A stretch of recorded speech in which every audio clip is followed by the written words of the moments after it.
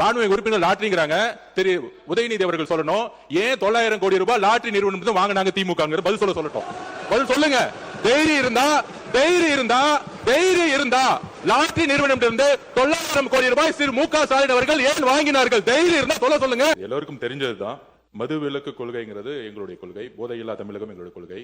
ஆட்சிக்கு வந்த பின்போ உட்சிக்கு வருவதற்கு முன்போ இங்க இருக்கக்கூடிய சட்டமன்ற உறுப்பினர்களும் சரி, இங்க இருக்கக்கூடிய அமைச்சர்களும் சரி, எந்த தொழில்களிலும் நாங்கள் ஈடுபட்டது கிடையாது. முக்கியமாக மதுவில். ஆட்சிக்கு வந்த பிறகு திமுகவுடைய ட்ரெஷரர் சாராய ஆலை நடத்துகிறாரா இல்லையா? ஒரு கேள்வி. திமுகவுடைய பாராளுமன்ற உறுப்பினர் ஜெகத் ரட்சகன் சாராய ஆலையை நடத்துகிறாரா இல்லையா? அப்ப சாராய ஆலையை நடத்தி கொண்டு டாஸ்மாக் நிறுவனம் மூலம் ஆர்டர் வந்து யார் வாங்கினது? அப்ப இது பேர் தான் கான்ஃபிளிக்ட் ஆஃப் இன்ட்ரெஸ்ட். அரசே, திமுகவே அரசு, திமுக இருக்கக்கூடிய பாராளுமன்ற உறுப்பினர்கள் சாராய ஃபேக்டரி நடத்துறாங்க, திமுகவுடைய பொருளாளர் சாராய ஃபேக்டரி நடத்துறாங்க, திமுகவுடைய ஐடி மினிஸ்டர் இருக்கிறவர் சாராய மினிஸ்டர் நடத்துறாங்க. இதுக்கு மேல என்ன ஆதாரம் வேணும்?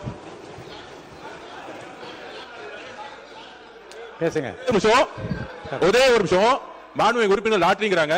திரு உதயநிதி அவர்கள் சொல்லணும், ஏன் 900 கோடி ரூபாய் லாட்டரி நிறுவனம் வாங்கினாங்க திமுக? பதில் சொல்லட்டும். பதில் சொல்லுங்க. தைரியம் இருந்தா லாட்டரி நிறுவனம் இருந்து 900 கோடி ரூபாய் திரு மு க ஸ்டாலின் அவர்கள் ஏன் வாங்கினார்கள்? தைரியம் இருந்தா சொல்லுங்க. அப்ப சொல்லுங்க. நான் எந்த தொழிலையும் இல்ல, எந்த நிறுவனம் நடத்தல. தைரியம் இருந்தா ஏன் நடத்துறாங்கன்னு சொல்லுங்க. அதுக்கப்புறம் பதில் சொல்லலாம். மாண்புமிகு எதிர்க்கட்சி தலைவர். மாண்புமிகு பேரவைத் தலைவர் அவர்களே, நம்முடைய அமைச்சர் அவர்கள் திமுக ஏன் லாட்டரி நடத்துகின்ற நிறுவனத்திடம் என்று ஃபண்ட் வாங்கினாங்க அப்படின்னு கேட்குறாரு. அது கொடுத்தது அவருடைய மாமனார் தான். அவருடைய மாமனார்கிட்ட கேட்டு அந்த விளக்கத்தை அவர் பெற்றுக்கொள்ள வேண்டும். அது அவரும் உங்க அப்பாவுக்கு மட்டும்தான் தெரியும். உங்க அப்பா கிட்ட தான் கேட்கணும், எனக்கு தெரியாது. அப்பாவை இங்க காணோம். வீட்டுக்கு போய் உங்க அப்பாட்ட கேளுங்க. உங்க அப்பா கரெக்டா சொல்லுவாரு. ஏன் வாங்கினாரு உங்க அப்பா சொல்லுவாரு.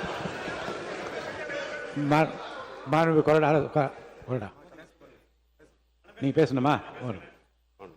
மாண்புமிகு பேரவைத் தலைவர்களே, நம்முடைய பொதுப்பணித்துறை அமைச்சர் அவர்கள் சம்பந்தம் இல்லாமல் இது இல்லாமல் தேர்தல் நேரங்களிலே தொழில் ஆரம்பிக்கிற தொழிலதிபர்கள் அரசியல் கட்சிக்கு, இன்றைக்கு ஒன்றிய அரசாங்கம் ஆண்டு கொண்டிருக்கிற அந்த இயக்கமாக இருக்கட்டும் அல்லது அதிமுக இருக்கட்டும், அரசியல் இயக்கங்கள் எந்த அரசியல் இயக்கங்களாக இருந்தாலும் தொழிலதிபர்கள் அதிகாரப்பூர்வமாக வங்கியின் மூலமாக நன்கொடையாக தருகிறார்கள்.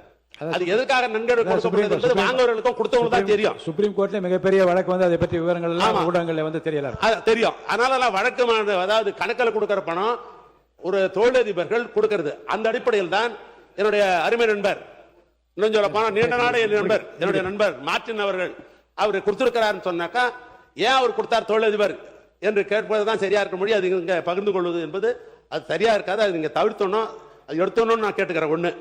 இன்னொன்று, எங்கள் கட்சியை சேர்ந்த பொருளாளர் அவர்கள் சாராய தொழிற்சாலை நடத்துகிறார் என்று ஒரு கேள்வி கேட்கிறாங்க. அது நாம நேரடியாக போய் பொருளாதாரம் பண்ணிட முடியாது. எந்த ஆட்சியாக இருந்தாலும் சரி, ஒரு தொழிற்சாலை ஆரம்பிக்க வேண்டும் என்று சொன்னால் அதுக்கு எல்லா தகுதிகள், குவாலிபிகேஷன், அப்ளிகேஷன் போறதுக்கெல்லாம் தகுதி இருந்தால் தான் அரசு தான் லைசன்ஸ் தருது.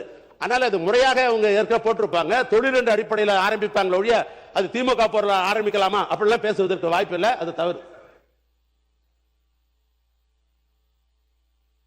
உறுப்பினர் வாய்ப்பு தரேன், இருங்க. பேரவைத் தலைவர் அவர்களே, அவர் ஏற்கனவே உயர்கல்வித்துறை அமைச்சர் பேசுகிற போது அவையில் இல்லாதவர்களை பற்றி பேச வேண்டாம் என்று காலையிலே சொன்னார்கள். இப்போது முன்னாள் முதலமைச்சர் அவர்களை பற்றி நேரம் அப்பாவை கேளுங்க, மாமாவை கேளுங்கலாம், எல்லாம் அவை குறிப்பிலிருந்து எடுங்க அப்படிலாம் கேட்கறது. அவை குறிப்பிலிருந்து எடுங்க. நீ பேசுங்க. தலைவர்களே, நன்கொடை என்பது எல்லா அரசுக்கும் உண்மைதான். ஆனா நன்கொடை என்பது வாங்கினார்களா, அந்த பணிக்கு நான் இந்த பணியை கொடுக்கிறேன் என்று வாங்கினாரா என்பது மாண்புமிகு முன்னாள் ஐஏஎஸ் மினிஸ்டருக்கு நல்லாவே தெரியும். எந்த பணிக்கு என்னென்ன பண்ணாங்கிறது அவருக்கே தெரியும். அதனால ஆதாரம் இருக்கு என்ற எதிர்கட்சி தலைவரே ஆதாரம். ஏன் நேரில் ஆதாரம் எந்த சொன்னது உண்மை இருக்கு என்று சொல்வது நியாயம் இல்லை, சட்டத்துக்கு புறம்பானது. உட்காருங்க. முடிச்சிருங்க, நீங்க முடிங்க. சொன்னா எப்படி அவங்களே பேசிட்டு எல்லாத்தையும் என்ன முடியுங்கன்னா நான் போய் முடிப்பேன்.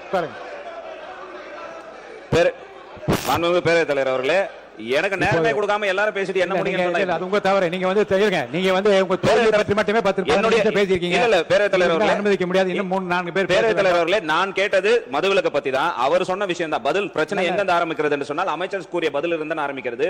நீங்க அமைச்சரிடம் தான் அதை கேட்க வேண்டும். நான் கேட்ப ஊழலை ஒழித்ததனால் தான் உங்களுடைய வருமானம் கூடுகிறது என்று சொன்னால், நம்மளா உறுப்பினராக 2011 இருக்கும்போது 30,000 கோடி இருந்தது, இன்னைக்கு 54,000 கோடி வந்திருக்கு. ஒவ்வொரு ஆட்சி காலத்திலும் ஊழலை ஒழிச்சதனால் தான் மதுவினுடைய வியாபாரம் அதிகமா இருக்குதா, வருமானம் அதிகமா இருக்குதா என்பதெல்லாம் இது கேள்வி அல்ல. பொருள் என்னுடைய கேள்வி, என்னுடைய பொருள். இங்கு சில தவறான முன்னுதாரணங்களை இங்கே மாண்புமிகு அமைச்சர் அவர்கள் முன்னாள் முதலமைச்சர்கள் பெயரை குறிப்பிட்டு விவாதத்தில் விளைவித்திருக்கிறார். அந்த நன்கொடை என்பது அகில இந்திய ரீதியில் பாரதிய ஜனதா கட்சி வாங்கியிருக்கிறது, காங்கிரஸ் வாங்கியிருக்கிறது, மற்ற கட்சிகள் எல்லாம் அந்த பணம் அந்த பணம் நான் சொல்லி முடிச்சிருக்கேன். வாங்கியிருக்கிறது அந்த பணம் நன்கொடை கட்சியினுடைய இன்கம்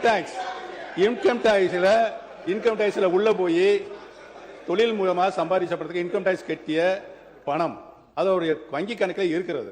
அதே பல்வேறு அரசியல் கட்சிகள் நன்கொடையாக வாங்கியிருக்கிற சூழ்நிலை இருக்கிறது. அதை போய் இங்கே விவாத பொருளாக அதை லஞ்ச பணம் மாதிரி உருவகப்படுத்துறதே தவறு.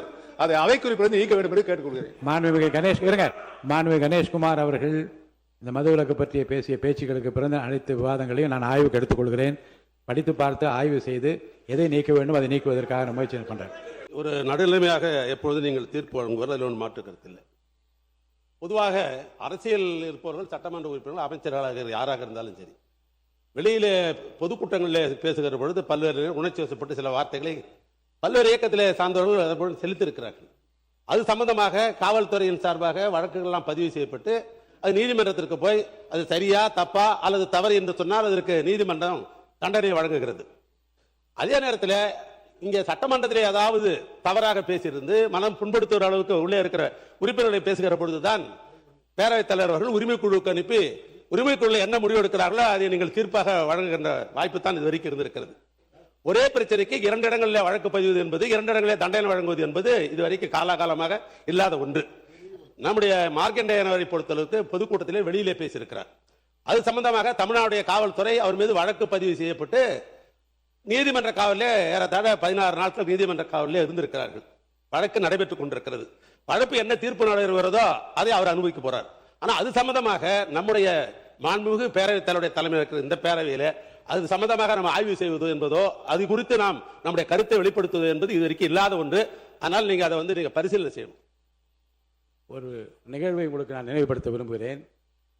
அவையை பற்றியும் அவையில் உள்ளதை பற்றியும் ஒரு பத்திரிகை உரிமையாளர் பேசியதற்காக அந்த பிரச்சனை உரிமைக்குழுவுக்கு எடுக்கப்பட்டு நடவடிக்கை எடுக்கப்பட்டதை நாடே அறியும். வெளியிலே பேசியது சட்டமன்றத்தை பற்றியதாக இருந்தால், சட்டமன்ற உறுப்பினர் மாண்பை குறைப்பதாக இருந்தால், சட்டமன்றத்தின் பாதுகாப்பை குறைப்பதாக இருந்தால் நிச்சயமாக அது என்னுடைய கவனத்திற்கு எடுத்துக் கொள்ளப்பட வேண்டிய ஒன்று. அந்த வகையில் உரிமைக்குழு அனுப்புகிறோம், உரிமைக்குழு விசாரிக்கட்டும், பதில் பெறப்பட்ட நடவடிக்கை எடுக்கலாம்.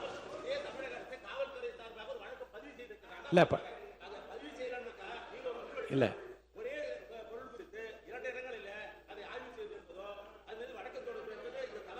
இல்லைங்க, வெளியிலே நடந்த வன்முறை பேச்சுக்கு காவல்துறை எடுத்திருக்கிற நடவடிக்கை வேறு.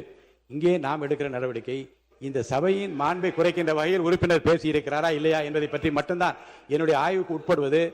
மாண்பு உறுப்பினர் வெளியே பேசிய பேச்சு இந்த சபையின் மாண்பையும் சபையின் பாதுகாப்பையும் உறுப்பினரின் பாதுகாப்பையும் பற்றியது. உரிமை குழுக்கு அனுப்பிவிடுகிறேன். அங்கே விசாரணை நடைபெறட்டும், முடிவு வரட்டும்.